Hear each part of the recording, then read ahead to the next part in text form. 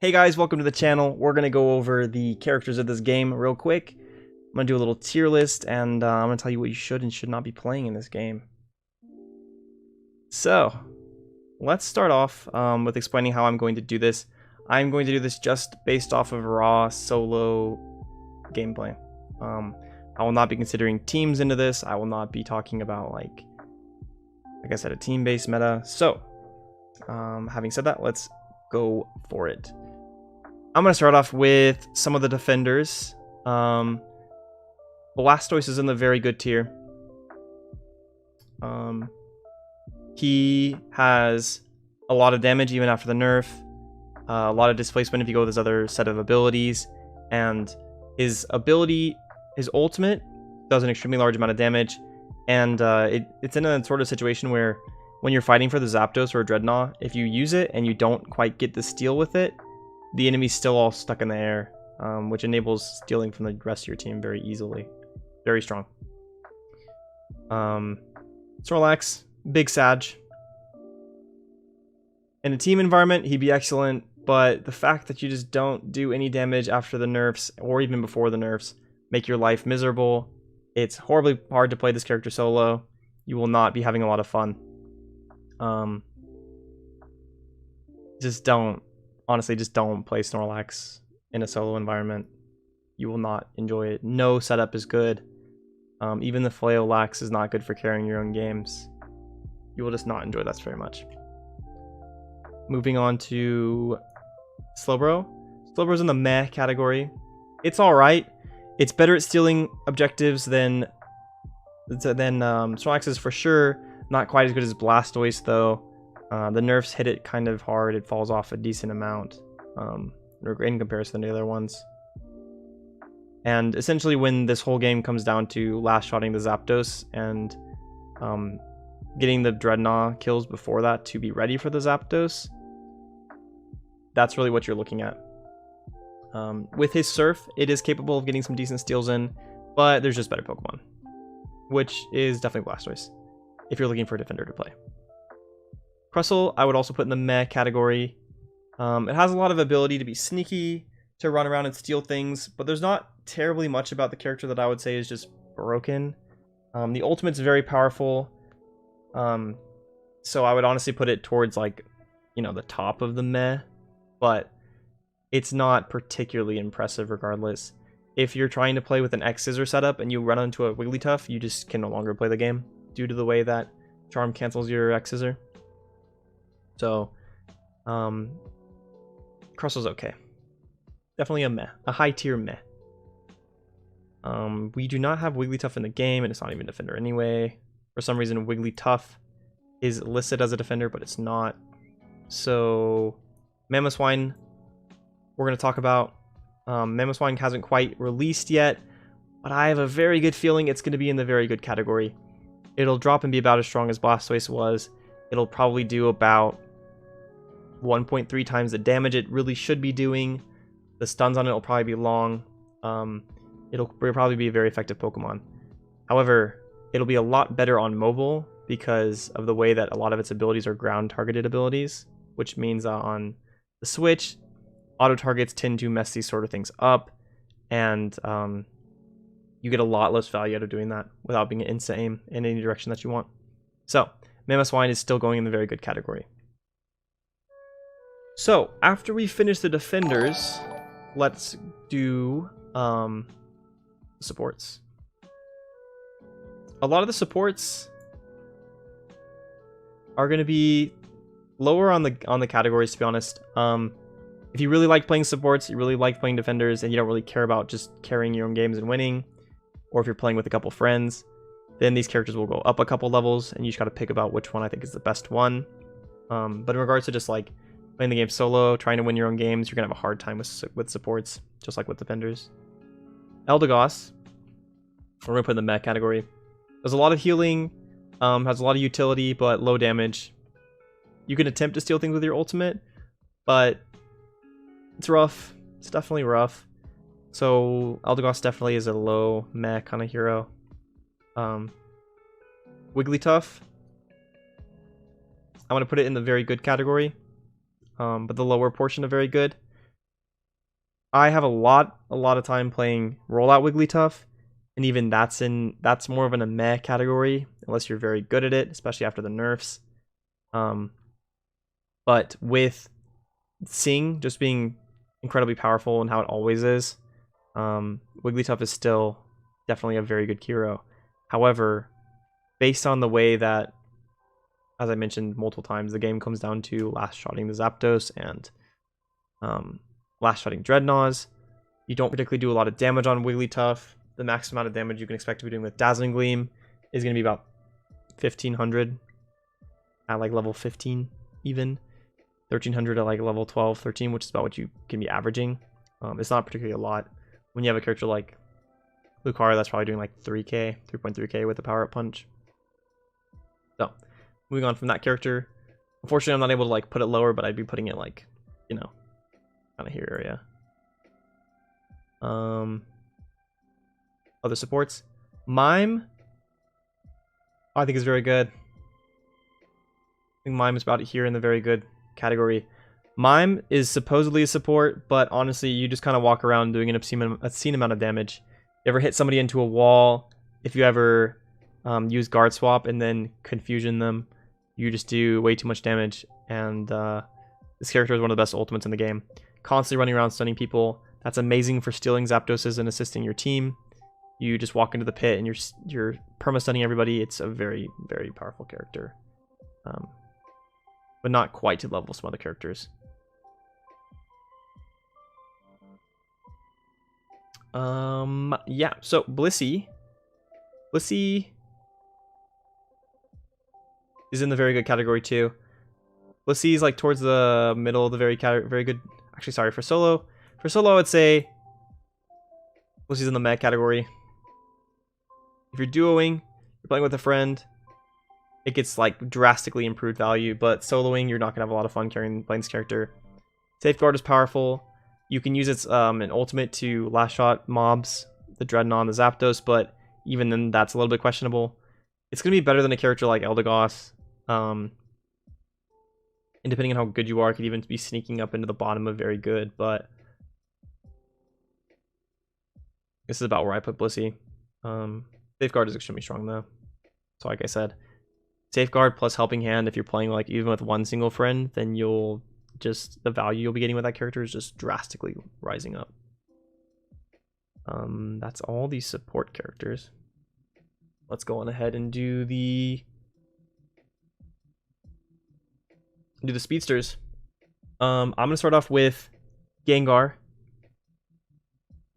Gengar is honestly very good. You're gonna see a bias here of all the damage dealing characters going towards the top. I know it seems a little bit weird, but this game has a severe bias against characters that don't do a lot of damage. I would even put Gengar above like Blastoise. Character just does a bunch of damage. You just hunt anything down, hit them with a sludge, hex dash reset on them forever. I know people think Gengar is bad, but Gengar is not bad. It's just not as good as the other speedsters in the game. So you will have a lot more fun on some of the other ones, but Gengar is still very powerful. Although I think I'd put Blastoise slightly above it. And there's some like gaps in here, so take these like with a general grain of salt. But Gengar is still quite powerful. Alright, going with Talonflame. I've been running Talonflame a lot recently. Talonflame is looking a bit like towards the bottom of very good. About here. It's about in the middle. It's next to Wigglytuff. It does have a very good ability to steal things with, but it's also extremely weak. You will have a very hard time taking any sort of 1v1s against the majority of the characters in the game. You can't take a 1v1 against Snorlax. The ones you can, you know, I'll talk about it, like, there's just a lot of matchups you don't actually win favorably. Even hitting a full set of cooldowns of Fly and then your Flame Dash ability into a Cinderace and you'll lose. It's very strong, but it's getting towards the point where, like, it's definitely filling the massive gap between this and some other characters. So still I'd say probably better than Mr. Mime, but Maybe Gengar goes down here. But Talonflame's still very good. But not quite as good as some of these other very good Pokemon. Some of these extremely good Pokemon. Absol is at the absolute top of very good. Absolute top of it. It just does an obscene amount of damage. People also think Absol's garbage, but that just means they haven't really observed it.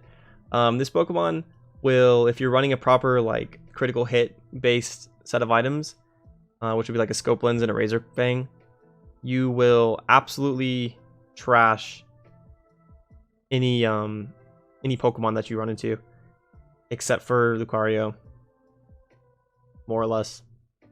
Maybe Machamp. But it just has an obscene amount of damage, especially if you're hitting your resets on it.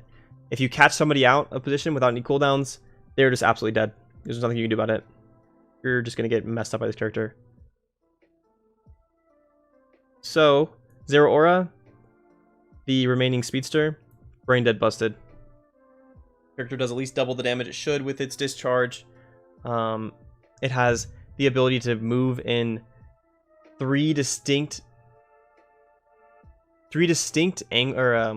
directions, on top of having this massive area of absolute insane damage that also offers you shield and has the potential to stun the enemy and pull them in. It's absolutely broken. His ult is also a very high amount of damage. Their aura is extremely powerful. Going towards the point where, like I said, it's absolutely brain dead. Actually, brain dead busted. So, we're done with the Speedsters. Let's go over some of the attackers. Cinderace is brain dead busted for sure. Not quite as brain dead busted as someone like Zero Aura, but it's still very powerful. It's in like the top mid of brain dead busted. This character, as soon as it gets towards like a decent level, you just spam that A button and everything's dead. If something engages on you, you use your Blaze Kick to kick them off of you, where it stuns them and gives you distance. So no melee attackers can get on you. And if any character is ever trying to hit you with a cooldown, like a Talonflame for example, you can just feint away from it and not get hit by it. If you even have any sort of skill on the character. Very, very, very powerful. And the ult does a bunch of damage. That's pretty much all you can ask for the character. Has so many abilities that ranged ADC should not have. With its two abilities. Shouldn't really have either of them. Moving on to Pikachu. Pikachu's in the high meh. Very meh. But it's still an attacker. Still does a lot of damage. Its ult still does a lot of damage. Early game's pretty good, which isn't really isn't that relevant. Sorry. Really isn't that relevant. However, it's still an attacker, so it still does a lot of damage, and if you are playing well, you have the ability to have a higher level advantage, and you can pop off very well on this character. Same thing with Gardevoir. Gardevoir is also in towards like meh. Definitely better than Pikachu. Gardevoir takes forever to level up, but when you do level up, she has one of the best ultimates in the game.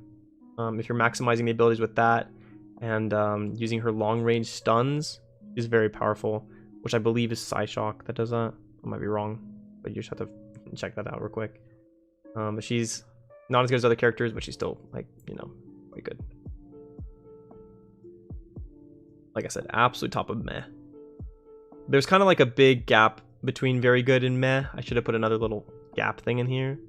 But, where like there's a whole nother tier of just like garbage, or like just space before you have like the very meh Pokemon to like the Pokemon right above it that are just actually very good. As you know, very good.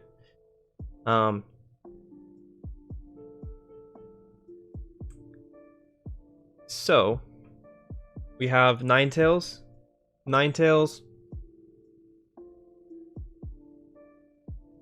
It's in the top of very good also. Insane stuns with Muscle Band. A lot of damage. People don't really play these as much. You'll see me putting some Pokemon up higher that are like considered, you know, not as good, but it's really just because there's other Pokemon that are better than them, that fit the same exact role really. So why would someone really be playing a Alolan Ninetales when they could be playing Cinderace? That goes through a lot of people's minds. Yeah, this character is still insane. Very, very, very good early game. Has a quite good late game. ability to pocket teammates, does a bunch of damage. The ult can also be used to steal things. It's quite powerful, but not as quite as powerful as some of these better attackers. Venusaur, actually brain dead busted right now with the pedal dance. With the pedal dance, Giga Drain moveset, just running around, hitting pedal dance, getting a like a 1 second cooldown on it when you're finished with it, spamming Giga Drain onto anything that's around you, and you're just absolutely trashing everyone around you. You're not gonna have a lot of, you don't have as much ability to steal like an objective, though your ultimate still does a good amount of burst, but you don't really need to be doing that when you're just winning the game before the game's even over. Just being level 15 by the end of the game because you're getting 20 kills. They're just kind of insane. Absolutely need some nerfs. Cramorant. Cramorant's on Switch is pretty bad. It's kind of like a meh, but on mobile it's definitely towards it's looking at towards the top of very good, to be honest. Dive cooldown got cut in half, and I believe it has 3 usages of it.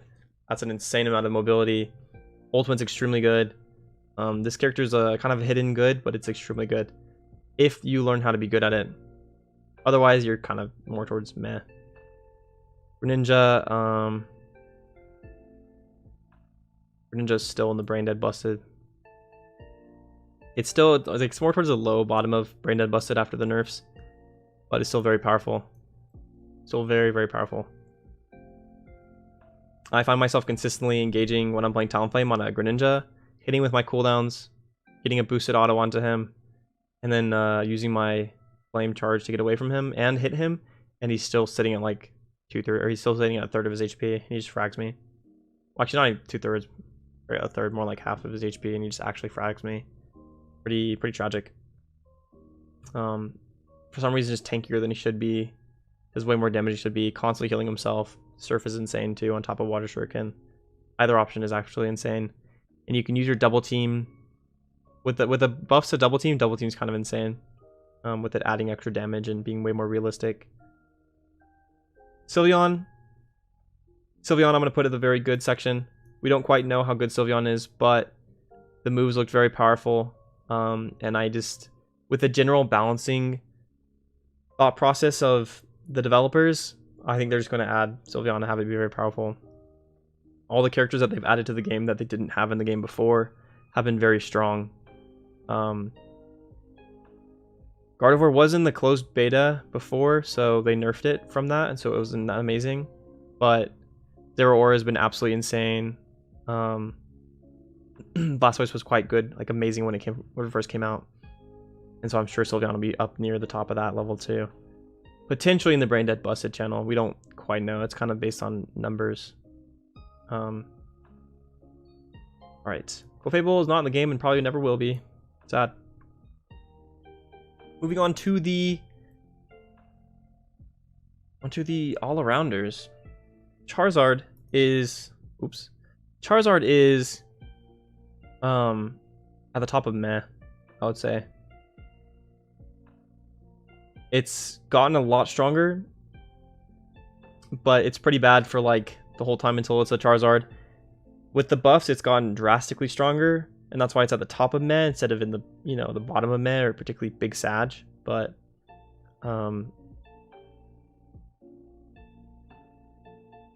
you will not really particularly have an amazing amount of time playing this character unless you really like it. So we're looking at top of meh here. Does a pretty good amount of damage, has a decent amount of tankiness, but doesn't quite do as much damage as some other characters and doesn't quite have the same tankiness. And its ult isn't going to really help you steal objectives. Garchomp is Garchomp. I don't really know what else to say. This character's horrible. Don't touch it. You're gonna have to actually like change so much about it. Its ult does no burst damage really. It's just actually just horrible in comparison to other things. Even Talonflame's regular ability Fly does more damage than this thing. Dazzling Gleam does roughly the same amount of damage as one of his hits. He's constantly needs to be close to people, but it's super easy for them to get away from him. He takes forever to level up. Like I said, he really doesn't have the burst damage to even do his one job, which is frag at an objective. That's the one thing he's okay at, is killing it quickly. But when you don't have the burst to get it down, doesn't matter how fast you killed it. Machamp is definitely in the I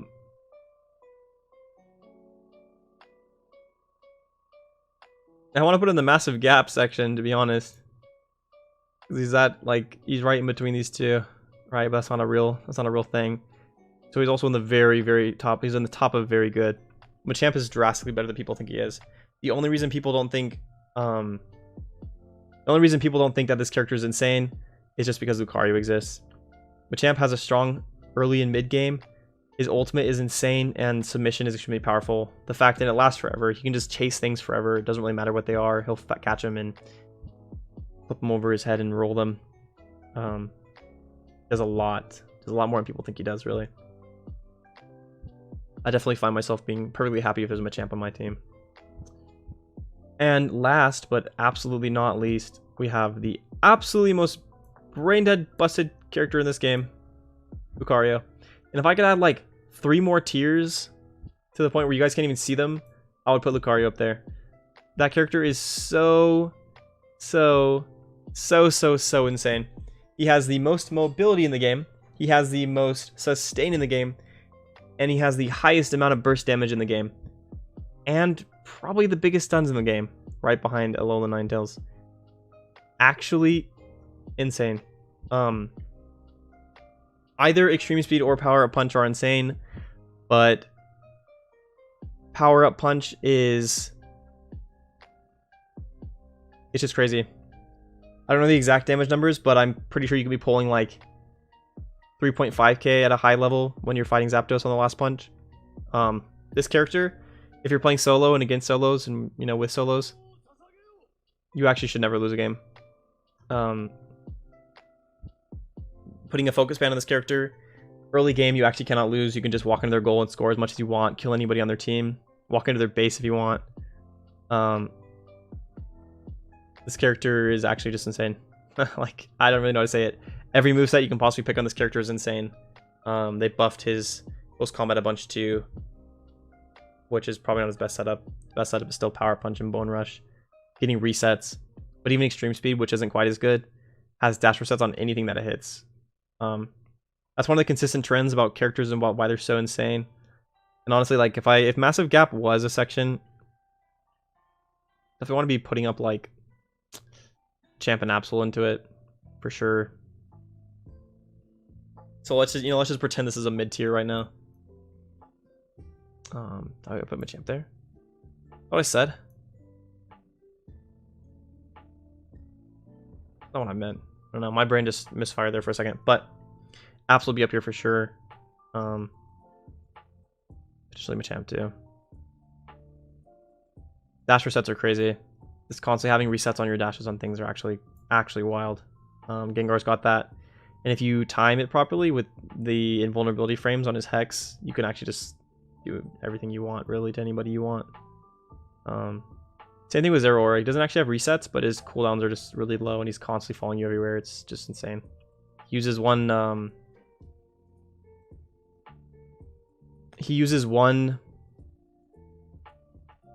one of his spark abilities, and he chases you around 3 times. Actually, jump, chase, jump, chase, jump, chase, all while the discharge is activated. Actually insane. But yeah, this concludes my tier list here. Feel free to comment or, you know, ask any questions if you would like. Yeah, this is how this goes. There you go, guys.